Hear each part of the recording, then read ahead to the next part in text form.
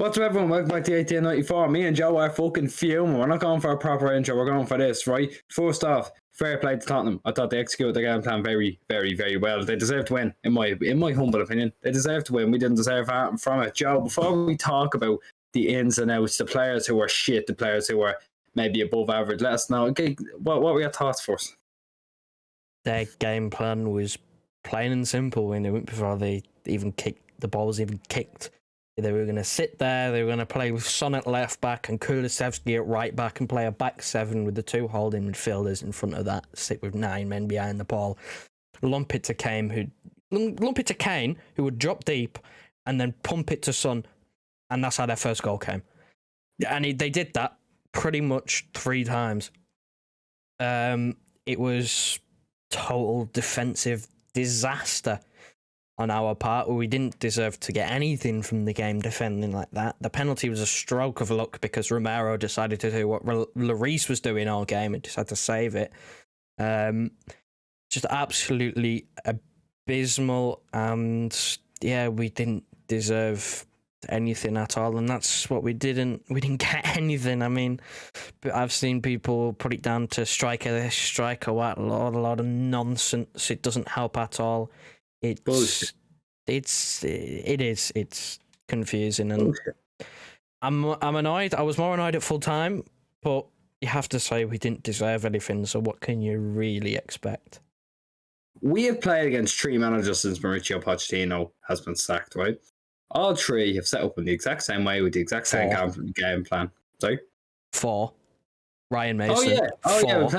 We played against him, didn't we? Right. I'm not counting him. I'm counting the 3 experienced managers. Not that he's not a manager, you know what I mean. I'm not counting him for a minute. The 3 managers that had long-term stints there have all set up the same way, right? They've all set up the same way, same game plan, all that, and we haven't been able to break it down, right? Now, this might sound like I'm fuming. I am fuming, right? But I've already let out my anger, really, to be honest with you. Where we can't break it down. We know exactly how they're going to set up. They've set up the same way since Mourinho came in.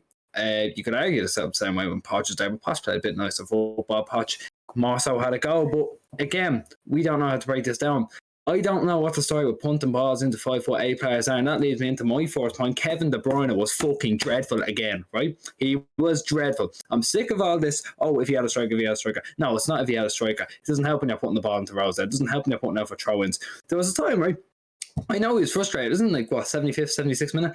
Emerson goes to tap the ball out play. He comes in, takes him out for no reason, and completely gives away the ball. They get a free kick. I'm not even 100% sure if it came at that. But De Bruyne, we've talked about him so many times. We have a 40-minute video talking about him and how he keeps giving the ball away, how he keeps putting the ball in, that keeps going past everybody because it's a shit ball. I think they copped onto it at the end. You know why? Because Mahrez took a free kick with the last 2 minutes. Mahrez took a free kick, gave it to Walker, and put it across. That was more productive than any Kevin De Bruyne cross has been in the last, I'd say, about 6 months. He's been dreadful.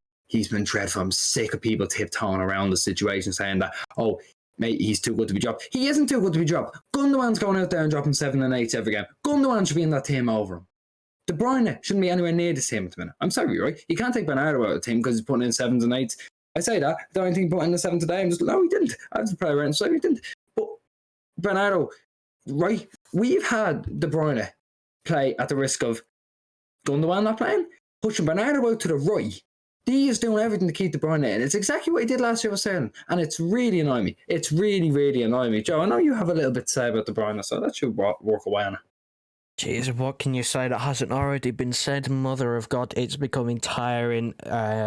I reckon the game plan, if I go back to the Sporting game, I know he had a pretty alright game and he was left to freedom of the park. I think they left him wide open because they knew he'd just spam a cross in there.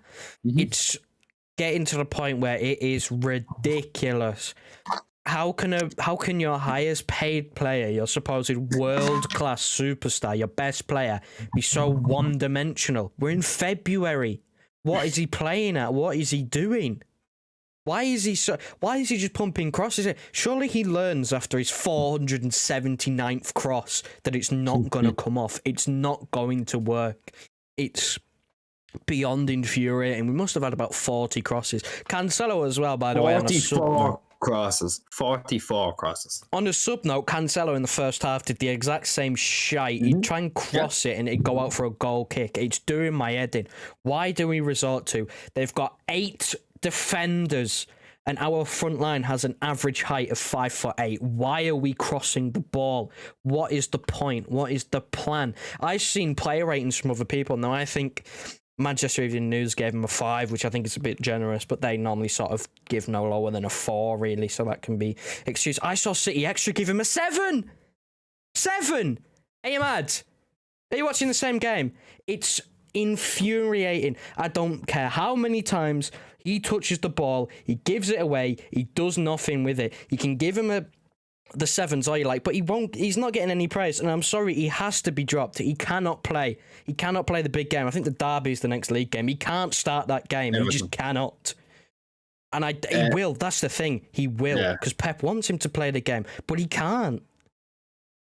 Right, I will say, it sounds a bit of an attack. We love everyone to say Extra. We're leaving that there way, but I agree, he can't be a 7. It doesn't matter who's right, it doesn't matter who's saying he can't be a 7.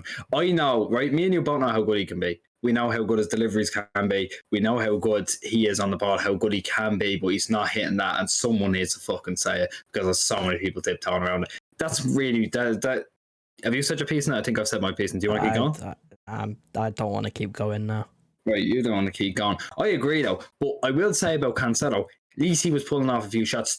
I turned around to Joe, I think, about half an hour as to how many shots does Cancelo had. Cancelo had 4 shots in that first half, right? And now, again, they weren't doing that, but at least he wasn't still just... At least he wasn't as one-dimensional to keep putting the same ball into the box. That's what I'll say about Cancelo.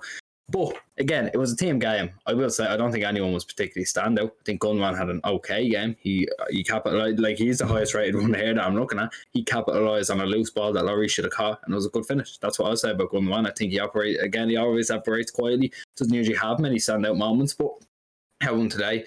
But he's solidified. He has to be solidified in this team. It's a joke how he's not getting in every week. He's unbelievable. Like, he's such a good player. He's a Rolls Royce player. I can't believe I'm saying this about LK Gundogan. I can't believe I'm saying this about him saying that I want him in over De Bruyne. I should want De Bruyne in every week, but I don't. I don't understand how I don't want him in every week. But it's just been so dark. You can't look at this and say that he's been good. You can't even look at this and say he's had a decent game. He's been shocking. But on another thing, right, I want to say, if your game plan is to fucking put 44 crosses into a box, why do you not bring on a young 6'3" striker, a hungry striker who's looking for game time, who wants to impress, who wants to throw his hat in the ring and say, you don't need to go out and sign a striker. You have me. Why don't you bring him on? Why don't you bring on someone who's looking for the goals? Someone who's looked dangerous in all the games, but someone who scored. He might have made an early run, but he scored against Fulham. Gets himself in the right positions. I think now. I don't know. Maybe he should have come on, but you have to look at him. You have to turn to him and say, maybe that's the option here. If that's your fucking game plan to be swinging in 44 crosses, what do you think? Well, yeah, if that's the game plan, but the thing is, it shouldn't be the game plan. Yeah, but it shouldn't. We shouldn't have to be going, why don't you stick this 19-year-old striker who's never got a kick in the Prem, basically. He's had a couple of appearances here and there. And, yeah, you carry on swinging your crosses in. You need to switch it up. Again, one-dimensional. What is the point? Why are you crossing it? I get low crosses from the byline and cutbacks because that's what we're good at. We're not good at swinging them in from... We don't have anyone in the box. We don't have anyone. I don't know what needs to be done to tell De Bruyne that there is no one that he's aiming at and he's just swinging it in there for the sake of hopefully it takes a bobble and someone knocks it in. But that's not happening. I don't understand. And just talking about substitutions, by the way, can we appreciate the fact how he took Sterling off for Mahrez of all people? Of all people, who was one of the brighter players on the pitch, attacking wise, because we weren't really threatening too much, just ball swinging in, coming out, swinging in, coming out, swinging in, coming in, again and again and again and again. And he takes Sterling off for Mahrez. Now, I don't know why Mahrez was dropped in the first place, but I'm looking at that and going, well, he's often talked about back fives and having, left foot on the left, right foot on the right, which I could understand at the time. I was like, yeah, okay, no bother. I'm fine with that. And Gundogan scores and, Gundogan comes in his place and you go, you know what, it's kind of worked in that sense. But then to take Sterling off, who was having a good game, to bring on Mahrez, is baffling. The way a handful of players that had a worse game than Sterling that you would have taken off before him. I agree. I thought Sterling was the most direct. He was the one who crossed it in for Lloris to spill it, who Lloris was very good as well. I always give Lloris shit. He made that mistake, and I was like, I'm king of the world. But Sterling was unreal. I say unreal. Sterling was best of a bad bunch. He should have been kept on. Like, you say, he got what, about 63 minutes. He's still chilling out on the same ratings as the majority of the players, if not higher than a majority of the players. He doesn't deserve to come off, right? I think it should have been between Foden and De Bruyne, one or the other to come off, because it was adding something else to the game. I understand the right foot on the right, left foot on the left, but we ended up reverting that. Foden went out on the right for a while. Sterling went on the left for a while. Sterling's assist, I'm going to call it, came from the left. Like, it's just so baffling. I don't understand the substitution at all. Like, I don't want to say he's playing fair accounts. I don't think he's like that, but maybe, yeah, I don't know what the crack with it is. I don't know why he's taking Sterling. I don't know why Mahrez was dropped in the first place. I was saying, we have the Discord, I'm sure we had the link somewhere, but in the general chat we were talking about it, I said, well, Mahrez should have been starting. You should have dropped Gundogan or De Bruyne. I'd say Gundogan, sorry, no, Foden or De Bruyne. One of those should have been dropped from him. I don't care who. One of them should have been, because we can't, for what is and was in retrospect and was coming in a huge game in this title race. Bear in mind, Liverpool won today. There's 6 points separating. They have a game in hand. We don't know how that's going to go. It'll probably bounce off lids. But we are sitting here after being comfortable and saying, well, we're not comfortable. This is a game in April now. It's huge. Why is Mahrez getting pulled out? Mahrez should be playing every game now. Mahrez should be playing every game because he's been our best player for the last, 3 months? Like, best attacking output player. Bernardo's player of the season, but you know what I mean. Mahrez has been that guy for the majority of the season. He should be playing every game. I don't understand why he's hooked him for this game in particular. Did he come off, actually, midweek, Joe? There's no point in checking if you don't know. I generally don't know.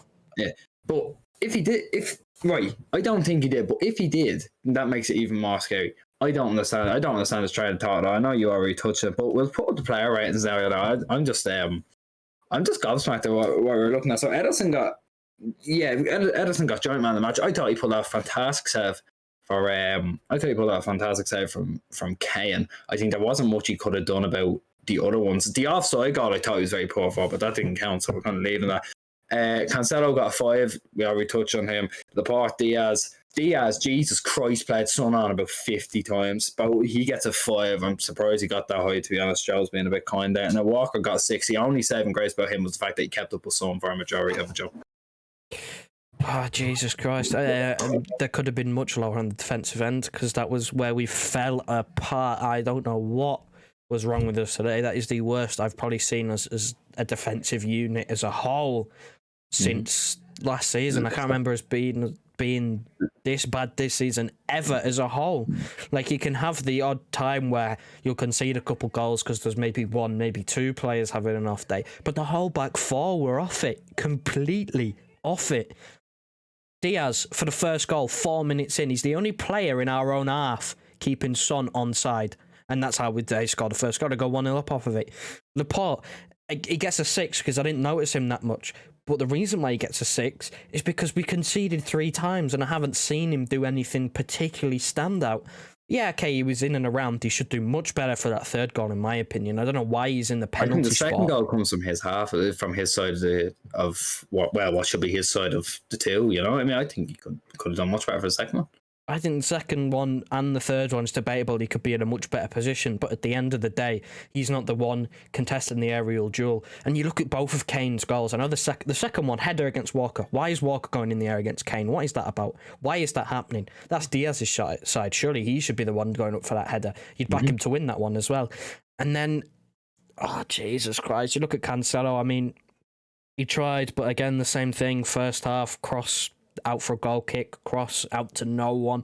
He had one shot that was inside the box that I can't remember whether it forced or saved. I don't really care at this point. He must have shot outside the box about 3-4 times again, and that's all well and good when you're winning 2-3-0, because you'll know if we're winning 2-3-0, it probably goes in, but we're 1-0 down. Why are you taking pop shots in the first half? The first half, we are 20 minutes in. Why are you popping from 40 yards all the time? What is the point? Work it a bit. You've got time 20 minutes have gone. You've got time.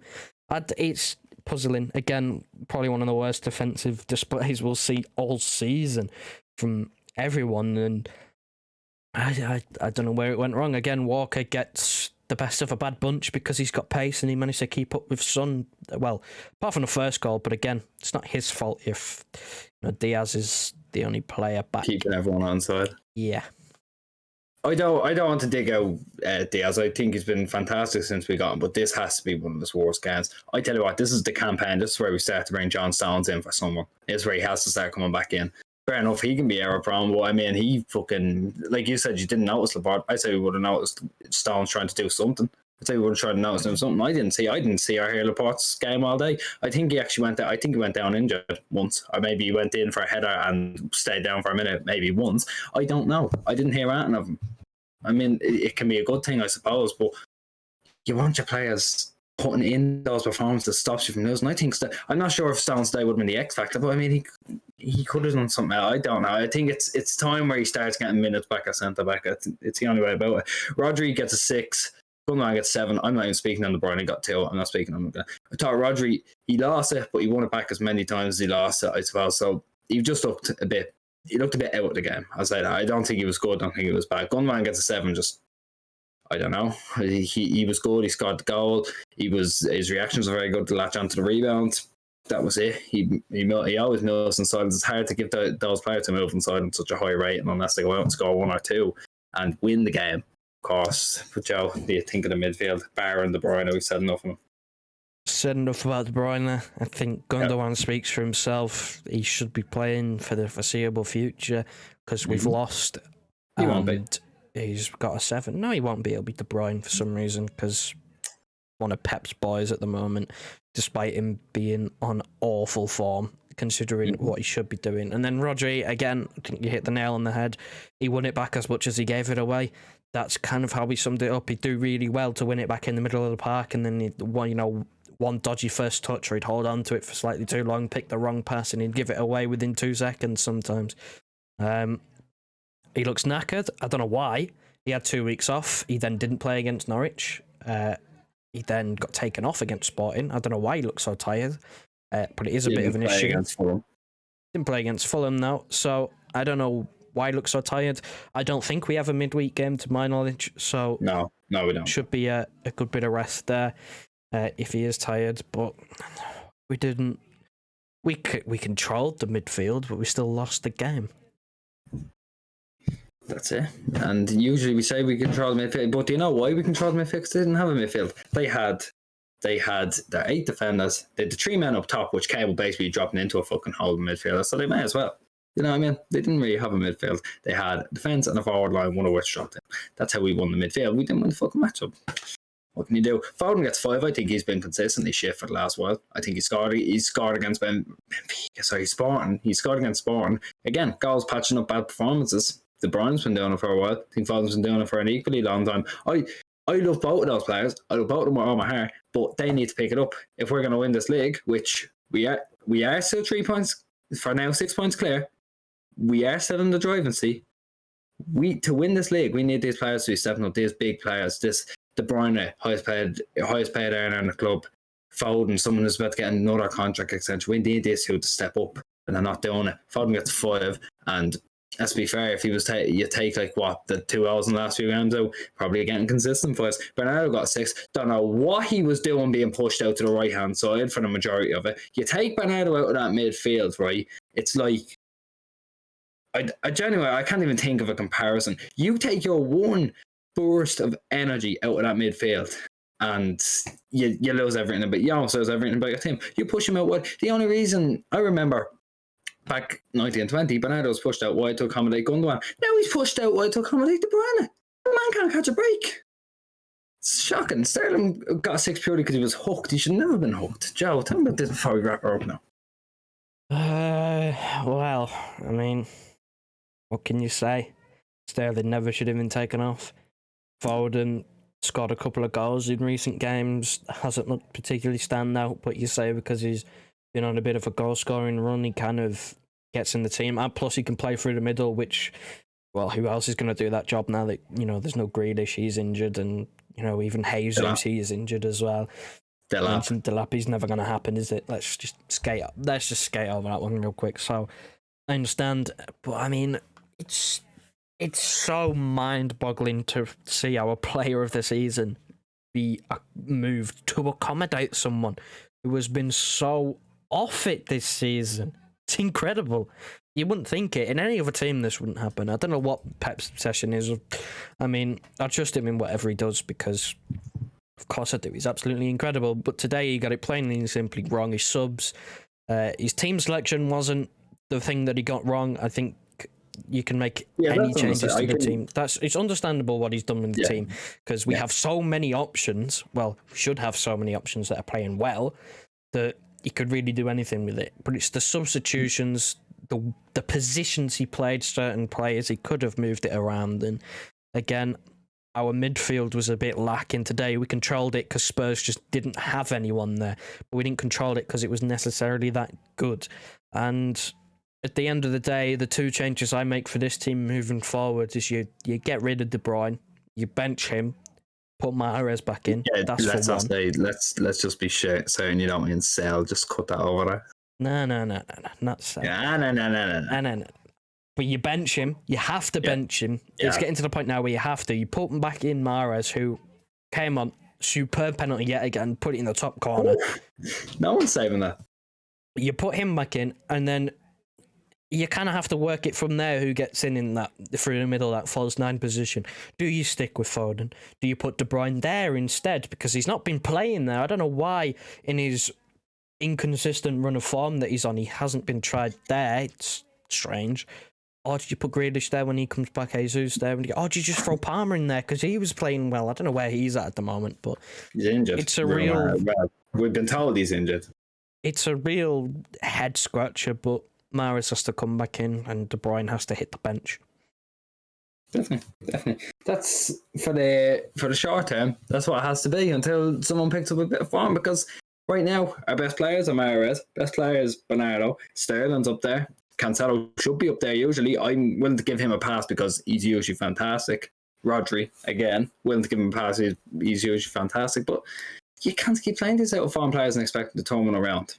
You can't. You have to show them, look, you're being dropped and this is the reason you're being dropped. If you turn up your performances, if you come on, you turn up your performances, you'll be back in this team. Because we all want to see De Bruyne back in this team. We all want to see De Bruyne back to his highs of PFA player of the year, of being what we call the best player in the world. He was the best player in the world for about 6 months, pushing 12 months.